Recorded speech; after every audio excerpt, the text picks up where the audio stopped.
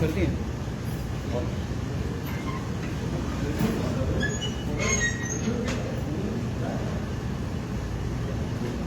السلام علیکم ورحمۃ اللہ وبرکاتہ.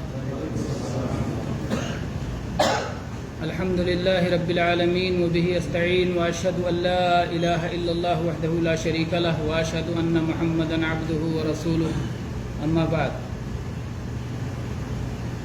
گرامی قدر بھائیوں، دوستوں، عزیزوں اور بزرگوں، اللہ کے فضل و کرم سے سورہ بقرہ، جس سورہ کے فضائل آپ سب سن چکے ہیں اور جانتے ہیں کہ اللہ کے نبی صلی اللہ علیہ وسلم نے فرمایا ہے کہ جس گھر میں اس سورت کی تلاوت کی جاتی ہے اس میں شیطان داخل نہیں ہوتا. سورہ فاتحہ کے بعد یہ قرآن مجید کی پہلی سورت ہے اور اسے دھیرے دھیرے کر کے ہم لوگ پڑھ رہے ہیں، غور کر رہے ہیں، سمجھ رہے ہیں. اور صحابہ کرام رضوان اللہ علیہم اجمعین کا طریقہ کار بھی قرآن پاک کے بارے میں یہی ہوتا تھا کہ اسے مختصر سی چند آیتوں کو پڑھتے تھے، سمجھتے تھے، اس کو اپنی زندگی میں عمل میں لاتے تھے، پھر آگے بڑھتے تھے. تو یہ قرآن پاک کی تعلیم کا طریقہ ہے. افسوس یہ ہے کہ ہمارے اردو اور ہندی بولنے والوں کی اکثریت قرآن پڑھنے کا مطلب یہ سمجھتی ہے کہ حروف کو پڑھ لیا جائے اور معنی سمجھنے کی اہمیت زیادہ واضح نہیں ہے. لوگوں کے سامنے اس کی اہمیت بہت زیادہ واضح نہیں ہے. نہیں سمجھتے ہیں کہ قرآن پاک کو سمجھنا اہم ہے تاکہ اس کے مطابق انسان اپنی زندگی گزارے اور اللہ کے حکموں پر چلے. یہ اصل مقصد ہے قرآن پاک کے پڑھنے کا. تو بہرحال اس درس میں شرکت اور شمولیت یہ ایک طرح سے علامت ہے کہ ہم قرآن پاک کو پڑھنا چاہتے ہیں صحیح طور پر جس طرح پڑھنے کا حق ہے اور اسے سمجھنا چاہتے ہیں. بہرحال ہم پہنچ چکے ہیں 110 آیت تک پورا کر چکے ہیں. آج آیت نمبر 111 پڑھیں گے. اعوذ باللہ من الشیطان الرجیم، بسم اللہ الرحمن الرحیم. وَقَالُوا لَن يَدْخُلَ الْجَنَّةَ إِلَّا مَنْ كَانَ هُودًا أَوْ نَصَارَىٰ تِلْكَ أَمَانِيُّهُمْ قُلْ هَاتُوا بُرْهَانَكُمْ إِن كُنتُمْ صَادِقِينَ. بڑی اہم آیت ہے آج. اللہ تعالیٰ نے اس میں فرمایا کہ ان لوگوں کا کہنا ہے کہ جنت میں کوئی ہرگز داخل نہیں ہو سکتا ہے سوائے اس کے جو یہودی ہو یا نصرانی ہو. یہ ان کی آرزویں ہیں، یہ ان کے باطل خواہشات ہیں. ان سے کہیے کہ اپنی دلیل لاؤ اگر تم اپنی بات میں سچے ہو. پہلا جملہ سن کر ایسا لگتا ہے کہ یہودی اور نصرانی دونوں یہ کہتے ہیں چاہے یہودی ہو جاؤ یا نصرانی ہو جاؤ تبھی جنت میں جاؤ گے. بات ایسی نہیں ہے. اللہ نے مختصر کر دیا ہے. یہودی یہ کہتے ہیں کہ یہودی بن جاؤ تو جنت میں جاؤ گے، نصرانی یہ کہتے ہیں نصرانی بن جاؤ تو جنت میں جاؤ گے. گویا وہ گروہ بندیوں کی دعوت دے رہے ہیں. یہودی بن جاؤ جنت میں چلے جاؤ گے، نصرانی بن جاؤ جنت میں چلے جاؤ گے. تو اللہ تعالیٰ نے جو دین برحق بھیجا ہے وہ کسی گروہ بندی کی بنیاد پہ کوئی جنت میں نہیں جا سکتا کہ اس گروہ میں اپنا نام لکھا لو اور اس گروہ میں اپنا نام لکھا لو اور جنت میں چلے جاؤ. جنت میں جانے کا کیا راستہ ہے آگے اللہ تعالیٰ نے بتایا کہ یہ نہیں ہے کہ یہاں نام لکھا لو یا وہاں نام لکھا لو، یا اپنے آپ کو اس گروہ کی طرف منسوب کر لو یا اس گروہ کی طرف منسوب کر لو. کسی گروہ کی طرف منسوب کرنے کی وجہ سے اپنی نسبت کسی خاص ٹولی اور جماعت کی طرف منسوب کرنے کی وجہ سے اگر جنت مل جاتی تو پھر تو بات ٹھیک تھی. لیکن جنت کا مالک کیا کہہ رہا ہے اسے سنیں کہ میں جنت کس کو دوں گا. یہ جنت کے مالک کی طرف سے اعلان ہے. تو اللہ تعالیٰ نے کہا کہ وہ کہتے ہیں ہرگز نہیں کوئی جنت میں جا سکتا سوائے اس کے جو یہودی ہو. یہودی ایسے ہی بڑے بڑے بلند بانگ دعوے کرتے تھے. کیا کہتے تھے؟ نحن ابناء اللہ و احباؤہ، ہم تو اللہ کے بیٹے ہیں، اللہ کی اولاد ہیں اور ہم تو اللہ کے پیارے ہیں، اور ہم اگر جنت میں گئے بھی تو بس چند دنوں کے لیے. تو یہودیوں کے ایسے ہی قسم قسم کے دعوے ہوتے تھے. تو ان سارے دعووں کے بارے میں اللہ تعالیٰ نے کیا فرمایا؟ تلک امانیہم، یہ ان کی آرزویں ہیں، یہ ان کی تمنائیں ہیں. آرزو تمنا کس کو کہتے ہیں؟ آدمی کسی چیز کی چاہت کرے اور اس کے لیے اس کے پاس کوئی سبب نہ ہو، کوئی ذریعہ نہ ہو، بس یوں ہی چاہت ہو. تو اللہ تعالیٰ نے کہا یہ باطل خواہش ہے، یہ بلا وجہ کی چاہت، تمنا اور آرزو ہے. اور اگر واقعی تم اپنی بات میں سچے ہو تو اس کا طریقہ کیا ہے؟ دعوے سے تو سچائی ثابت نہیں ہوتی، دلیل لے کے آؤ، ثبوت لے کے آؤ اگر تم سچے ہو، اور ثبوت اس کی بات کی مل نہیں سکتی. اللہ یہودی جو دعویٰ کرتے ہیں کہ موسیٰ علیہ السلام پہ ایمان لائے ہیں اور اللہ نے توریت نامی کتاب انہیں عطا فرمائی ہے، کیا توریت میں کہیں اللہ نے یہ وعدہ کر رکھا ہے کہ تم یہودی بن جاؤ تو تم جنت میں چلے جاؤ گے، یہودی ہو جاؤ؟ یا نصرانی جس کتاب کا دعویٰ کرتے ہیں کہ انجیل اللہ کی طرف سے اتری ہے، کہ اللہ تعالیٰ نے اس میں لکھا ہے؟ اگر ہے تو لاؤ وہ آیت، اللہ کا وہ کلام پیش کرو. اور ظاہر بات ہے یہ قرآن پاک اللہ کا کلام ہے، اور اللہ تعالیٰ جانتا ہے کہ اس نے کیا کیا پچھلی کتابوں میں بھیجا ہے. تو اللہ نے کہیں بھی گروہ بندی کی دعوت نہیں دی. کون جائے گا جنت میں؟ اللہ تعالیٰ نے بتایا، اللہ تعالیٰ نے بتایا بلا، کیوں نہیں؟ یعنی تم کہتے ہو جنت میں ہمارے سوا کوئی نہیں جائے گا، تو اللہ نے کہا کیوں نہیں، دوسرے بھی جائیں گے. اور وہ کیسے جائیں گے؟ یہ سنو، یہ اللہ نے عام قاعدہ دے دیا. یہودیوں نصرانیوں کے وجود سے پہلے بھی، یہودی و نصاری جس زمانے میں تھے اس زمانے میں بھی، اور ان کے بعد قیامت تک کے لیے اللہ نے یہ قاعدہ دے دیا کہ جنت میں جانے کا یہی قاعدہ ہے. جنت میں کوئی جانا چاہے تو اسی طرح جا سکتا ہے. بلا من اسلم وجہہ للہ وہو محسن فلہ اجرہ عند ربہ ولا خوف علیہم ولا هم يحزنون. جو لوگ اپنا چہرہ اللہ کی طرف موڑ دیں، اپنے آپ کو ایک اللہ کے سپرد کر دیں. چہرہ یہ بدن کا سب سے اشرف اور معزز ترین حصہ ہے. جدھر چہرہ مڑ جاتا ہے پورا جسم بھی ادھر ہی مڑ جاتا ہے. تو اللہ تعالیٰ نے کہا کہ جو آدمی اپنا چہرہ اللہ کی طرف کر لے اور اپنے آپ کو اللہ کے سپرد کر دے، اللہ کے حوالے کر دے، اللہ کی توحید کو مان کر کے، وَهُوَ مُحْسِنٌ، اور وہ اچھا عمل کرنے والا ہو. محسن یہ حسن سے، خوبصورتی، یعنی اس کا عمل بھی خوبصورت ہو اور اچھا ہو. محسن کے مقابلے میں کیا آتا ہے؟ مسیء، جس کا عمل برا ہو. تو ایک عمل صالح، اچھے عمل کرنے والا، اور ایک عمل بد، برا عمل کرنے والا. تو جنت میں جانے کا کیا ہوا؟ دو وجہ بتایا. ایک تو یہ بتایا کہ خالص اللہ کے لیے عمل کرے، اللہ کے لیے، اسی کو کہتے ہیں توحید، توحید والا ہو. ایک اللہ پر ایمان لا کر کے جو کچھ کرے اسی اللہ کے لیے کرے. کون کون نکل گئے؟ توحید والے کے جو بھی خلاف ہیں، جو مشرکین ہیں وہ نکل گئے، جو کفار ہیں وہ نکل گئے، جو منافقین ہیں وہ نکل گئے، جو ریاکار ہیں وہ نکل گئے. یہ سارے کے لیے اللہ نے کہا کہ جنت ان کے لیے ہے جو خالص اللہ کے لیے اپنا چہرہ جھکا دیں، توحید والے بن جائیں، نفاق والے نہ رہیں، کفر والے نہ رہیں، شرک والے نہ رہیں.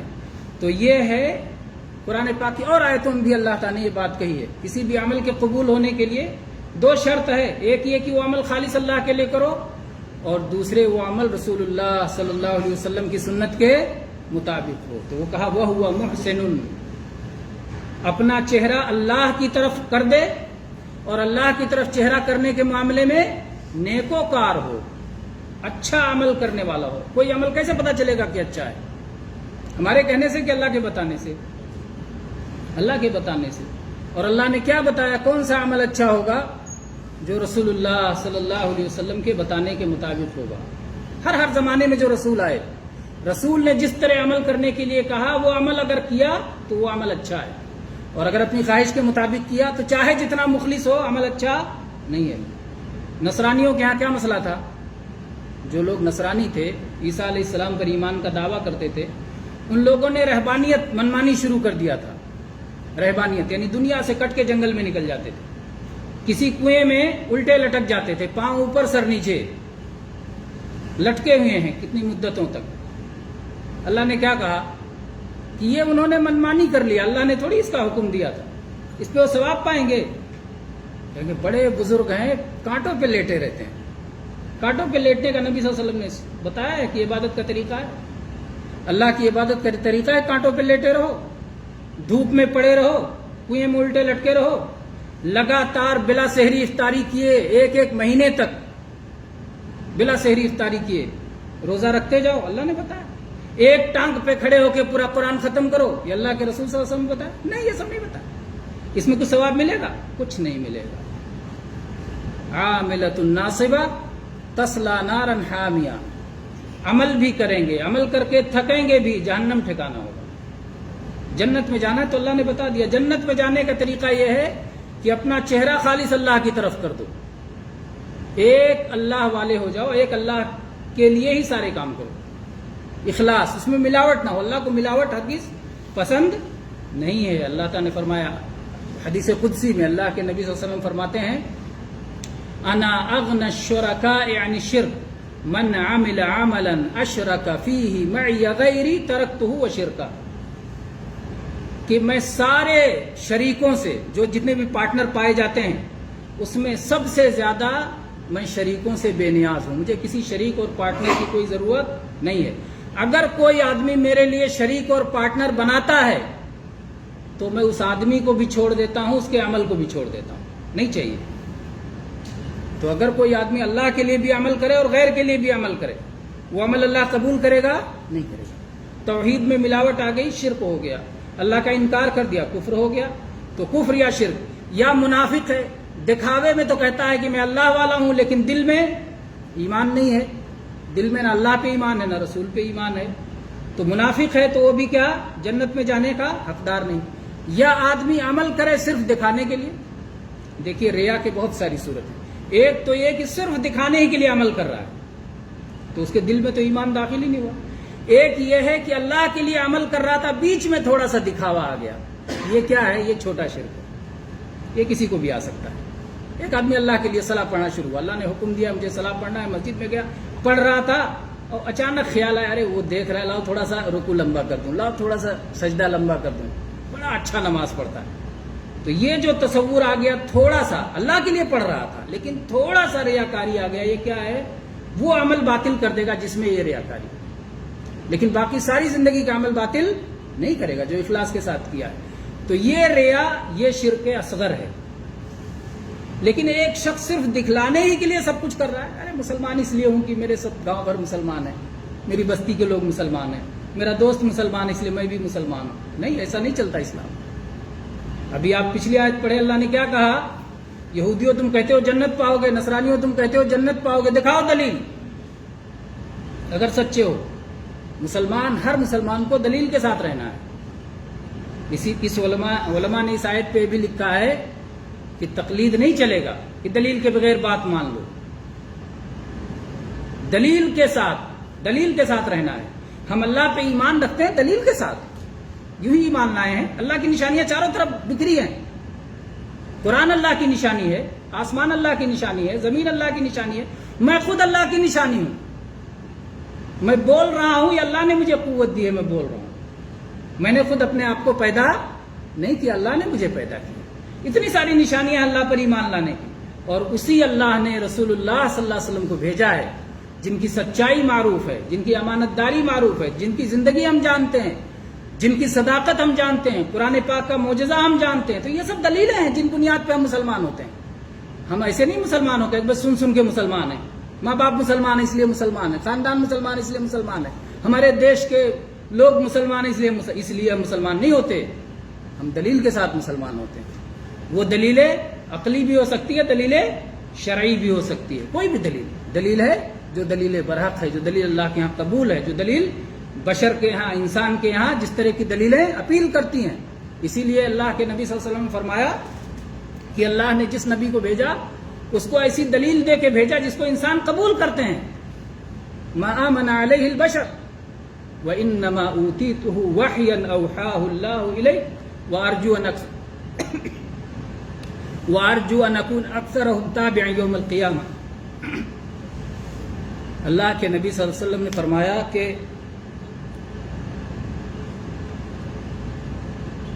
جس زمانے میں بھی نبی آتے تھے تو نبی کو اللہ تعالیٰ وہ نشانی دیتا تھا کہ اس زمانے کے لوگ اس نشانی کے ذریعے نبی کو پہچان لیتے تھے. موسیٰ علیہ السلام کے زمانے میں جادو کا زور تھا. اللہ تعالیٰ نے موسیٰ علیہ السلام کو ایسی نشانی دی کہ سارے جادوگر فیل ہو گئے. انہوں نے کہا، جادوگروں نے کہا کہ یہ اللہ کی طرف سے ہے. عیسیٰ علیہ السلام کے زمانے میں طب کا بڑا زور تھا، علاج کا بڑا زور تھا. اللہ تعالیٰ نے علاج کی ایسا معجزہ دے دیا عیسیٰ علیہ السلام کو کہ اچھے علاج والے ہار گئے، فیل ہو گئے، اور کہا کہ نہیں، یہ تو اللہ کی طرف سے ہو سکتا ہے. چاہے جتنا بڑا معالج اور حکیم اور ڈاکٹر ہو، مردے کو زندہ نہیں کر سکتا. عیسیٰ علیہ السلام کو اللہ نے کیا معجزہ دیا؟ مردے کو زندہ کر. سب فیل ہو گئے. اور اللہ تعالیٰ نے محمد الرسول اللہ صلی اللہ علیہ وسلم کو قرآن پاک کی نشانی عطا کی جو قیامت تک زندہ نشانی ہے. عیسیٰ علیہ السلام جب تک تھے تب تک مردوں کو زندہ کرتے تھے. آپ چلے گئے، دنیا سے ختم ہو گیا. موسیٰ علیہ السلام جب تک تھے بغل سے ہاتھ نکالتے تھے، ہاتھ چمکنے لگتا تھا. موسیٰ علیہ السلام دنیا سے چلا گیا، ان کے ساتھ یہ معجزہ بھی چلا گیا. لیکن محمد الرسول اللہ صلی اللہ علیہ وسلم قرآن کا معجزہ چھوڑ کے گئے ہیں کہ جو قیامت تک جس کا اعجاز باقی رہے گا. تو ہم آیات پر دلائل کی بنیاد پر ایمان لاتے ہیں، تقلید پر ایمان نہیں لاتے، بلا دلیل کے ایمان نہیں لاتے. تو اللہ تعالیٰ نے فرمایا کہ جنت میں وہ جائے گا جو ایک اللہ کے سپرد اپنے آپ کو کر دے اور جو اچھا عمل کرنے والا ہو، یعنی رسول اللہ صلی اللہ علیہ وسلم کی شریعت پر چلنے والا ہو. عبادت صرف اللہ کی اور عبادت کا طریقہ محمد الرسول اللہ صلی اللہ علیہ وسلم کا بتایا ہو. یہ دو چیزیں ہیں جو عمل کے قبول ہونے کی شرطیں ہیں. تو جو آدمی یہ دونوں کام کر لے کہ اخلاص سے اللہ ہی کے لیے عمل کرے اور رسول اللہ صلی اللہ علیہ وسلم کے بتانے کے مطابق عمل کرے تو کیا ملے گا اس کو؟ اللہ تعالیٰ نے فرمایا فَلَهُ أَجْرُهُ عِنْدَ رَبِّهِ، تو اس کو اس کا بدلہ ملنے والا ہے اس کے رب کے پاس میں. بدلہ دینے والا کون ہے؟ رب ہے. رب ابھی زندگی میں بھی دے رہا ہے. رب ہی جنت و جہنم کا مالک ہے. تو رب خاص طور پہ اللہ نے ذکر کیا کہ ملنا کہاں ہے. رب کا نام لے کے ذکر کیا کہ وہ جو عطا کرنے والا ہے جس کو، اور اس کو اللہ نے اجر کہا، بدلہ، اجرت. اللہ تعالیٰ بلا مانگے دے رہا ہے تو جس کے بارے میں وعدہ کر رکھا ہے وہ نہیں دے گا. بلا مانگے کتنی چیزیں عطا کر رہا ہے. تو وہ اللہ جس پہ کہا ہے کہ اس پہ میں دوں گا، اجرت دوں گا، اس کا بدلہ دوں گا، اس کا پھل دوں گا، وہ نہیں دے گا. وہ دے گا اور بھرپور عطا فرمائے گا. تو اللہ نے کہا کہ اس کے رب کے پاس یہ بدلہ، یہ اجرت مل کے رہنے والی ہے.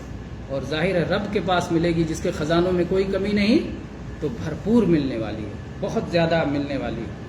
وَلَا خَوْفٌ عَلَيْهِمْ وَلَا هُمْ يَحْزَنُونَ، اور ایسے لوگوں کو نہ کوئی خوف ہوگا اور نہ کوئی غم ہوگا. خوف کس کو کہتے ہیں؟ آگے کی کسی چیز کا ڈر ہو، آگے ایسا نہ ہو جائے، آگے ایسا نہ ہو جائے، اس کو خوف کہتے ہیں. تو اللہ نے وعدہ کیا کہ توحید پہ رہو، اتباع سنت پہ رہو، اللہ خوف مٹا دے گا. قرآن پاک میں ایک اور دوسری آیت میں بھی اللہ نے فرمایا ہے الذین آمنوا ولم يلبسوا ایمانہم بظلم اولئک لہم الامن وہم مہتدون. جو ایمان لائے اور اپنے ایمان کے ساتھ شرک کو نہیں ملایا انہی کے لیے امن ہے. ڈر ان کے دل سے اللہ ختم کر دے گا. امن کا الٹا خوف ہے، یا تو امن ہے یا تو خوف ہے. ولا خوف علیہم، تو ان کے لیے خوف نہیں ہوگا. ولا هم يحزنون، اور نہ انہیں غم ہوگا. پیچھے جو کچھ کیا اس پر کوئی غم اور کوئی پچھتاوا نہیں ہوگا. پیچھے جو ہو رہتا ہے اس پر غم ہوتا ہے کہ یہ کہ ہو گیا، یہ ہو گیا، لیکن ان کا عمل ٹھیک ہے اور وہ اللہ کی رضا کے لیے انہوں نے کیا ہے تو انہیں نہ غم ہوگا نہ خوف ہوگا.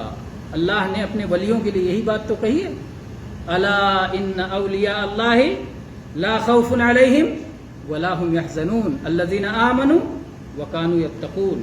سن لو جو اللہ کے ولی ہیں نہ ان کے اوپر کوئی خوف ہوگا اور نہ انہیں کسی طرح کا غم ہوگا. یہ وہ لوگ تھے جو ایمان والے تھے، پرہیزگار تھے. تو جو بھی ایمان والا ہے، جو بھی پرہیزگار ہے، جتنا اس کے دل میں ایمان ہے اور جتنی پرہیزگاری ہے اتنا اللہ کا ولی ہے. تھوڑا سا ایمان ہے، تھوڑی سی پرہیزگاری ہے تو چھوٹا سا ولی ہے.